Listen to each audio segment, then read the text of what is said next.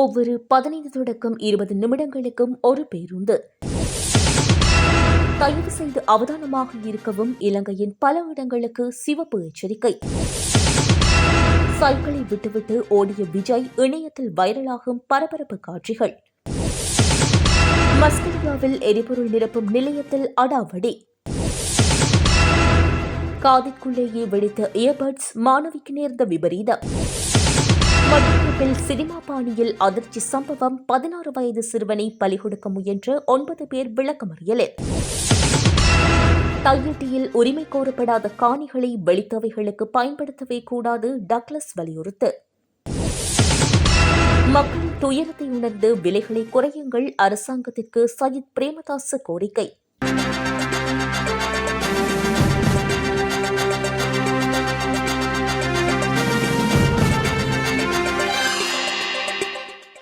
இன்று காலை வேளையில் முச்சக்கர வண்டிக்குள் எரிபொருள் நிரப்ப சென்ற வேளையில் QR இருந்தால் மட்டுமே பெட்ரோல் வழங்கப்படும் என்று அங்கு பணியில் ஈடுபட்டு வரும் பணியாளர்கள் தெரிவித்துள்ளனர் என முச்சக்கர வண்டி சாரதிகள் புகார் தெரிவிக்கின்றனர். காலை வேளையில் அதிக அளவில் முச்சக்கர வண்டிகள் எரிபொருள் நிரப்பும் நிலையத்தில் நீண்ட வரிசையில் காத்திருந்து தங்களுக்கு தேவையான எரிபொருளை தங்களுக்கு வழங்கப்பட்ட QR காட்டி பெற்று வந்தனர். அரசாங்கம் நேற்று இரவு 12 மணி முதல் பெட்ரோல் வாகனங்களுக்கு எதிர்வரும் 18ஆம் தேதி வரை எந்தவிதமான கட்டுப்பாடும் இல்லை என்று செய்திகள் ஊடகங்களில் அறிவிப்பு விடுத்த போதிலும் மஸ்கலிய எரிபொருள் நிரப்பும் நிலையத்தில் மட்டுமே இவ்வாறான செயலை செய்து வருகின்றனர். இதுகுறித்து சம்பந்தப்பட்ட அமைச்சர் மற்றும் அதிகாரிகள் உடன் கவனம் செலுத்த வேண்டும் எனவும் இந்நிலை குறித்து நுவரெலியா மாவட்ட பாராளுமன்ற உறுப்பினர் கிருஷ்ணன் கலைசெல்வியிடம் முறைப்பாடு ஒன்றை பதிவு செய்துள்ளனர். யாழ் தையட்டி பகுதியில் மக்களின் பூர்வீக நிலங்களில் அத்துமீறி கட்டப்பட்டுள்ள விகாரை தொடர்பான சர்ச்சை நீடித்து வரும் நிலையில் அங்குள்ள எஞ்சிய காணி நிலங்களை வெளித்தேவைகளுக்காக பயன்படுத்துவதற்கு ஈழமக்கள் ஜனநாயக கட்சியின் செயலாளர் நாயகமும் முன்னாள் அமைச்சருமான டக்ளஸ் தேவானந்தா கடும் எதிர்ப்பு வெளியிட்டுள்ளார். இதுகுறித்து ஊடகங்களிடம் அவர் மேலும் கூறியதாவது: தையிட்டியில் சட்டவிரோதமாக கட்டப்பட்டுள்ள திஸ்ஸவிகாரை அமைந்துள்ள பகுதிகளில் காணி உரித்துடைய ஒரு தொகுதி மக்களிடம் நிலங்களை மீள ஒப்படைப்பதற்காக எதிர்வரும் 17ஆம் தேதி நில அளவீடு செய்யப்பட உள்ளதாக தகவல்கள் வெளியாகியுள்ளன.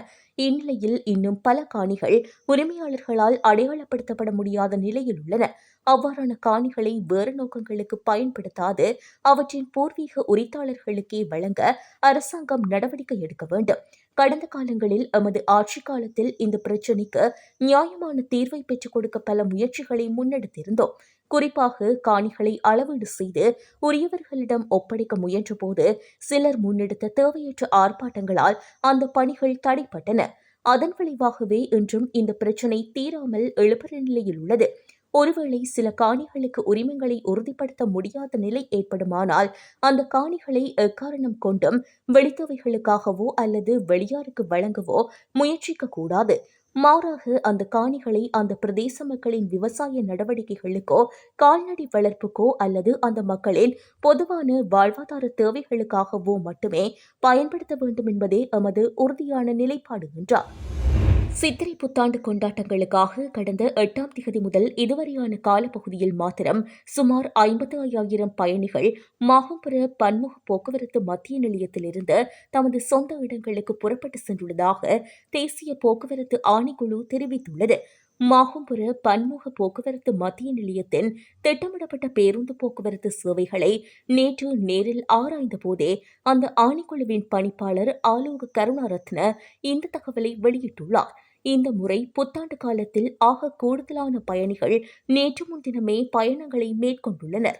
அதே நேரம் பயணிகளின் வசதியை கருத்தில் கொண்டு கொழும்பு உள்ளிட்ட முக்கிய பகுதிகளில் உள்ள பேருந்து நிலையங்களில் இருந்து ஒவ்வொரு 15 முதல் 20 நிமிடங்களுக்கு ஒருமுறை ஒரு பேருந்து சேவையை முன்னெடுப்பதற்கு நடவடிக்கை எடுக்கப்பட்டுள்ளது. சில பேருந்துகள் ஒரு நாளைக்கு 3 தடவைகள் தமது போக்குவரத்து சேவைகளை முன்னெடுப்பதாக அவர் சுட்டிக்காட்டினார். புத்தாண்டுக்காக தமது ஊர்களுக்கு செல்லும் பொதுமக்களின் போக்குவரத்து தேவைகளை நிறைவு செய்வதற்காக இந்த முறை விசேட போக்குவரத்து ஏற்பாடுகள் பலப்படுத்தப்பட்டுள்ளதாக தெரிவிக்கப்பட்டுள்ளது. சித்திரை புத்தாண்டு விடுமுறையை கழிப்பதற்காக வீடுகளை விட்டு வெளியேறுவோர் சமூக வலைதளங்களை பயன்படுத்தும் போது மிகுந்த அவதானத்துடன் இருக்குமாறு காவல்துறை பொதுமக்களை கேட்டுக் கொண்டுள்ளது. இணையதளங்களில் பகிரப்படும் பதிவுகள் திருட்டு சம்பவங்களுக்கு வழிவகுக்கக்கூடும் என சுட்டிக்காட்டியுள்ள காவல்துறை சில முக்கிய ஆலோசனைகளை வழங்கியுள்ளது. அதன்படி நீங்கள் வீட்டை விட்டு வெளியே இருக்கும்போது இருக்குமிடத்தை உடனுக்குடன் சமூக வலைதளங்களில் பதிவிடுவதை தவிர்க்க வேண்டும். இவ்வாறான பதிவுகள் உங்கள் வீடு ஆளில்லாமல் இருப்பதை திருடர்களுக்கு தெரியப்படுத்தும் வாய்ப்பாக அமையும் என காவல்துறை தெரிவித்துள்ளது. அத்துடன் சுற்றுப்பயணங்கள் அல்லது கொண்டாட்டங்களின் போது எடுக்கப்படும் புகைப்படங்கள் மற்றும் காணொளிகளை அந்த இடத்திலேயே இருக்கும்போது பதிவிடாமல் வீடு திரும்பிய பின்னர் பதிவிடும் லேட்டோகிராம் முறையினை பின்பற்றுமாறு அறிவுறுத்தப்பட்டுள்ளது. மேலும் ஃபேஸ்புக், இன்ஸ்டாகிராம் போன்ற தளங்களில் தாங்கள் வீட்டில் இல்லை என்பதை வெளிப்படுத்தும் வகையிலான தகவல்களை பகிர வேண்டாம் எனவும் எச்சரிக்கப்பட்டுள்ளது. எனவே தமது டிஜிட்டல் வழித்தடங்கள் மூலம் வீட்டின் பாதுகாப்பு அச்சுறுத்தல் ஏற்படாமல் இருப்பதை உறுதி செய்யுமாறு பொதுமக்களிடம் காவல்துறை வலியுறுத்தியுள்ளது. ஏபிஎல் நிறுவனத்தின் டியூன் பீம் 2 ரக இயர்பட்ஸை ராஜஸ்தானை சேர்ந்த மாணவியொருவர் பயன்படுத்தி வந்துள்ளார். கடந்த ஒரு மாதத்திற்கு முன்பு பரிசாக கிடைத்த அந்த இயர்பட்ஸை அவர் தனது காதில் வைத்து சுமார் 15 நிமிடங்கள் சாதாரண ஒலியளவில் கேட்டுக் கொண்டிருந்த போது வலது பக்க இயர்பட் திடீரென சத்தத்துடன் வெடித்துள்ளது. இதனால் தனது காதிற்குள் ட்ரில்லிங் மெஷின் ஓடுவது போன்ற உணர்வு ஏற்பட்டதாக அவர் தெரிவித்துள்ளார். இதனையடுத்து மருத்துவரை அணுகிய போது அவரது காது செவித்திரை வீக்கமடைந்துள்ளமை உறுதி செய்யப்பட்டுள்ளது. இதுகுறித்த புகைப்படங்கள் மற்றும் மருத்துவ குறிப்புகளை அவர் சமூக வலைதளங்களில் பகிர்ந்து நுகர்வோர் பாதுகாப்பு அதிகாரிகளிடம் புகார் அளித்துள்ளார். இந்த விவகாரம் வைரலானதைத் தொடர்ந்து ஜேபிஎல் இந்தியா நிறுவனம் இதுகுறித்து தீவிர விசாரணையை தொடங்கியுள்ளது. பேட்டரி மற்றும் தொழில்நுட்ப கோளாறுகள் காரணமாக இவ்வாறான விபத்துகள் நேரலாம் என சமூக வலைதளங்களில் அச்சமெழுந்துள்ள நிலையில் வயர்லெஸ் சாதனங்களின் தரம் குறித்து பலரும் கேள்வி எழுப்பி வருவதாக இந்திய ஊடகங்கள் செய்தி வெளியிட்டுள்ளன. பொருட்களை அதிக விலைக்கு விற்பனை செய்யும் வர்த்தகர்கள் அல்லது மோசடிகள் குறித்து பொதுமக்கள் நுகர்வோர் விவகார அதிகார சபையின் 1977 என்ற துரித இலக்கத்திற்கு முறைப்பாடு செய்யுமாறும் நுகர்வோர் விவகார அதிகார சபை வலியுறுத்தியுள்ளது. புத்தாண்டு காலப்பகுதியில் நுகர்வோர் ஏமாற்றப்படுவதை தடுப்பதற்கு வார இறுதி நாட்களிலும் முற்றுகைகளை முன்னெடுக்க நுகர்வோர் விவகார அதிகார சபை தீர்மானித்துள்ளது. அதன்படி வார இறுதி நாட்களிலும் சந்தை விலைகளை கண்காணிப்பதற்கு விசேட நடவடிக்கை எடுக்கப்பட்டுள்ளதாக அந்த அதிகார சபையின் பதில் பணிப்பாளர் சமந்த கருணாரத்ன தெரிவித்துள்ளார். இந்த கண்காணிப்புகளுக்காக 350 அதிகாரிகள் நியமிக்கப்பட்டுள்ளதோடு இவர்கள் பொருட்கள் அதிக விலைக்கு விற்பனை செய்யப்படுகின்றதா என்பதை தொடர்ச்சியாக கண்காணிப்பார்கள் என்றும் அவர் குறிப்பிட்டுள்ளார். அத்துடன் இந்த ஆண்டின் இதுவரையான காலப்பகுதியில் மாத்திரம் நாடு முழுவதும் சுமார் 6000 முற்றுகை நடவடிக்கைகள் மேற்கொள்ளப்பட்டுள்ளதாக அவர் மேலும் குறிப்பிட்டுள்ளார்.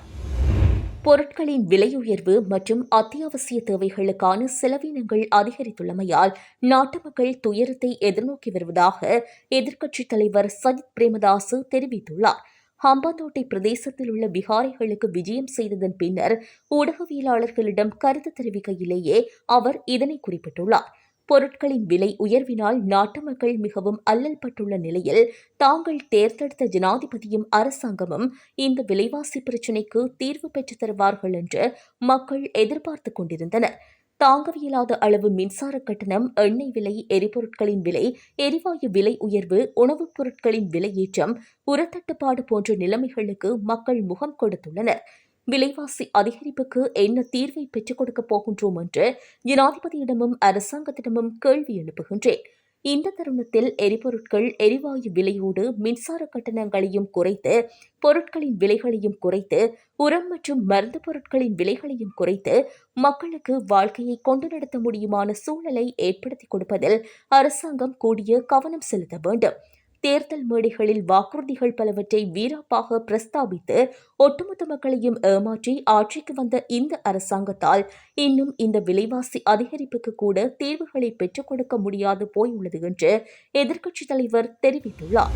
தமிழக வெற்றிக் கழகத்தின் தலைவர் விஜய் 2026 சட்டமன்ற தேர்தலை முன்னிட்டு கன்னியாகுமரி மாவட்டத்தில் இன்று தீவிர பிரச்சாரத்தில் ஈடுபட்டார். மகாதானபுரம் ரவுண்டானா பகுதியில் பிரச்சாரம் செய்தபோது திடீரென பிரச்சார வாகனத்திலிருந்து இறங்கிய விஜய் அங்கிருந்த சைக்கிள் ஒன்றை பெற்று அதில் ஏறி சென்று வாக்கு சேகரிப்பில் ஈடுபட்டார். விஜய் சைக்கிளில் செல்வதைக் கண்டு ஆயிரக்கணக்கான ரசிகர்கள் மற்றும் பொதுமக்கள் அவரை சூழ்ந்து கொண்டு உற்சாகமாக முழக்கமிட்டனர். இதனால் அந்த பகுதியில் பெரும் கூட்ட நெரிசல் ஏற்பட்டதோடு பாதுகாப்பு பணியில் இருந்த காவல்துறை மற்றும் அவரது தனிப்பட்ட பாதுகாப்பு அதிகாரிகளால் கூட்டத்தை கட்டுப்படுத்த முடியாமல் போனது. இதனால் அவர் பாதியிலேயே சைக்கிளை நிறுத்திவிட்டு மீண்டும் தனது பிரச்சார வாகனத்தை நோக்கி ஓடி சென்று அதில் ஏறியுள்ளார். அவர் ஓடிச் சென்று பிரச்சார வாகனத்தில் ஏறும் காணொளி தற்போது வைரலாகி வருகின்றது. இந்த எதிர்பாராத சம்பவத்தால் மகாதானபுரம் பகுதியில் பெரும் பரபரப்பு நிலவியதாக இந்திய ஊடகங்கள் செய்தி வெளியிட்டுள்ளன. காத்தான்குடி போலீஸ் பிரிவில் உள்ள மண்முனை பிரதான வீதியில் ஆலயம் ஒன்றிற்கு அருகாமையில் 16 வயது சிறுவன் ஒருவரை பலி கொடுத்து புதையல் தோண்டும் நடவடிக்கையில் ஈடுபட்ட சம்பவம் ஒன்று பதிவாகியுள்ளமை அதிர்ச்சியை ஏற்படுத்தியுள்ளது. சம்பவத்தில் தொடர்புடையதாக மொரட்டுவ பிரதேச செயலக பிரதம கணக்காளர் மற்றும் ஓய்வு பெற்ற ராணுவ வீரர் உட்பட 9 பேர் கைது செய்யப்பட்டுள்ளனர். இந்நிலையில் குறித்த சந்தேக நபர்களை எதிர்வரும் 20ஆம் தேதி வரை விளக்கமறியலில் வைக்குமாறும் சிறுவனை சிறுவர் நன்னடத்தை பராமரிப்பு இல்லத்தில் வைக்குமாறும் மட்டக்களப்பு நீதிமன்ற நீதவான் வெள்ளிக்கிழமை உத்தரவிட்டுள்ளார். கடந்த மார்ச் மாதம் 31ஆம் தேதி இரவு மண்முனை பிரதான வீதியில் உள்ள ஆலயம் ஒன்றிற்கு அருகாமையில் உள்ள காணி ஒன்றில் குழு ஒன்று புதையல் தோண்டும் நடவடிக்கையில் ஈடுபட்டு வருவதாக மாவட்ட குற்ற விசாரணை பிரிவுக்கு தகவல் ஒன்று கிடைத்துள்ளது. இதனையடுத்து சம்பவ இடத்திற்கு சென்ற போலீசார் மொரட்டுவ பிரதேச செயலகத்தின் பிரதம கணக்காளர், ஓய்வு பெற்ற ராணுவ வீரர் உள்ளிட்ட மொரட்டுவ, கடகஸ்தோட்ட, இங்கிராக்குடம் மற்றும் பொலனறுவை பகுதிகளைச் சேர்ந்த 16 வயது சிறுவன் ஒருவர் உட்பட 9 பேரை கைது செய்துள்ளனர். மேலும் சம்பவத்துடன் தொடர்புடைய பூஜை பொருட்களையும் மீட்டு காத்தான்குடி போலீசாரிடம் ஒப்படைத்துள்ளதாக தெரிவிக்கப்பட்டுள்ளது. இதனையடுத்து கைது செய்யப்பட்டவர்களுக்கு எதிராக கடந்த 1ஆம் தேதி வழக்கு தாக்கல் செய்து மட்டக்களப்பு நீதிமன்ற நீதவான் முன்னிலையில் அவர்களை முன்னிலைப்படுத்தியுள்ளனர்.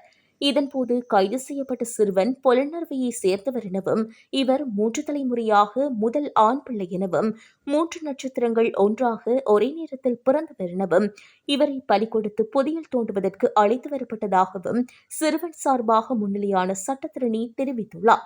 அதேவேளை புதையல் தோண்டுவதில் ஈடுபட்டவர்கள் சார்பாக முன்னிலையாகிய சட்டத்திறனே சிறுவர் புதையல் நிலத்தில் எங்கு இருக்கின்றது என சரியாக மைப்போட்டு பார்க்கும் திறன் கொண்ட மந்திரவாதி என வாதங்களை முன்வைத்ததை அடுத்து நீதவான் சிறுவனை சிறுவர் நன்னடத்தை பராமரிப்பு இல்லத்தில் வைக்குமாறும் ஏனையவர்களை கடந்த 10ஆம் தேதி வரை விளக்கமறியலில் வைக்குமாறும் உத்தரவிட்டார்.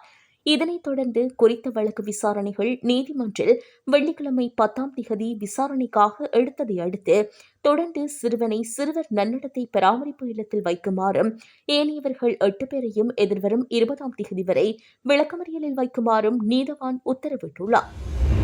நிர்ணயிக்கப்பட்ட கட்டணத்தை விட அதிக கட்டணம் அறவிடப்படும் பேருந்துகள் குறித்து 1955 என்ற இலக்கத்திற்கு முறைப்பாடு செய்யுமாறு தேசிய போக்குவரத்து ஆணைக்குழுவின் செயற்பாட்டு பணிப்பாளர் ஷெரின் அத்துக்குரல அறிவித்துள்ளார். இது தொடர்பாக நடைபெற்ற ஊடகவியலாளர் சந்திப்பில் கலந்து கொண்டு கருத்து தெரிவிக்கும் போதே அவர் பயணிகளுக்கு இந்த அறிவிப்பை வெளியிட்டுள்ளார். அவர் மேலும் தெரிவிக்கையில், பண்டிகை காலங்களில் அனுமதி பத்திரமின்றி பயணிகளை ஏற்றிச் செல்லும் பேருந்துகள் இருக்கக்கூடும். அத்தகைய பேருந்துகள் பயணிகளை சுரண்ட வாய்ப்பு உள்ளது. அவ்வாறு அனுமதி பத்திரமின்றி கொழும்பிலிருந்து பயணத்தை ஆரம்பிக்க தயாராக இருந்த 7 பேருந்துகளை நேற்று சட்டத்தின்படியில் சிக்க வைக்க முடிந்தது. இந்நிலையில் அந்த பேருந்துகளை அந்த இடத்திலேயே நீதிமன்றத்தில் முன்னிலைப்படுத்த தேவையான நடவடிக்கைகள் எடுக்கப்பட்டன எனவும் அவர் குறிப்பிட்டுள்ளார். இசிஇ உயர்தர பரீட்சை பெறுபவர்களின் அடிப்படையில் பல்கலைக்கழக பிரவேசத்துக்கான தகுதியை பெற்ற மாணவர்களின் வீதத்தில் வடக்கு மாகாணம் தேசிய ரீதியில் முதலிடம் பிடித்துள்ளது. இது தொடர்பாக வடக்கு மாகாண ஆளுநர் அலுவலகத்தால் வெளியிடப்பட்டுள்ள ஊடக அறிக்கையில், வடக்கு மாகாணத்தின் கல்வி சாதனைகள் கடந்த ஆண்டுகளை விட இந்த முறை மிக சிறந்த நிலையை எட்டியுள்ளன. இம்முறை ஜிசிஇ உயர்தர பரீட்சைக்கு வடக்கு மாகாணத்தில் இருந்து தோற்றிய மொத்த பரீட்சார்த்திகளில் 9191 மாணவர்கள் பல்கலைக்கழக பிரவேசத்துக்கு தகுதி பெற்றுள்ளனர். இது பரீட்சைக்கு தோற்றிய மாணவர்களின் எண்ணிக்கையின் அடிப்படையில் 65.19% ஆகும். இதன் மூலம் மாகாணங்களுக்கு இடையிலான தரவரிசையில் வடக்கு மாகாணம் தேசிய மட்டத்தில் முதலிடத்தை பிடித்துள்ளது. மேலும் உயிரியல் பிரிவு மற்றும் கலை பிரிவுகளில் இருந்து பல்கலைக்கழக பிரவேசத்துக்கு தகுதி பெற்ற மாணவர்களின் சதவீதத்தில் தேசிய ரீதியில் முதலிடத்தையும், பௌதிக விஞ்ஞானம் மற்றும் வர்த்தக பிரிவுகளில் இருந்து பல்கலைக்கழக பிரவேசத்துக்கு தகுதி பெற்ற மாணவர்களின் சதவீதத்தில் தேசிய ரீதியில் 5ஆம் இடத்தையும் வடக்கு மாகாணம் பெற்றுள்ளது. 2024ஆம் ஆண்டு நடைபெற்ற ஜிசிஇ உயர்தர பரீட்சையில் பல்கலைக்கழக தகுதியை பெற்றவர்களின் வீதத்தில் தேசிய ரீதியில் 2ஆம் இடத்தை பெற்றிருந்த வடக்கு மாகாணம் இந்த முறை தனது அடைவு மட்டத்தை மேலும் உயர்த்தி முதலிடத்துக்கு முன்னேறியுள்ளது. அதேவேளை பாடசாலை பரீட்சார்த்திகளின் பெறுபவர்களின் அடிப்படையில் ஒப்பிடுகையில் வடக்கு மாகாணம் தேசிய மட்டத்தில் 3ஆம் இடத்தை பெற்றுள்ளது.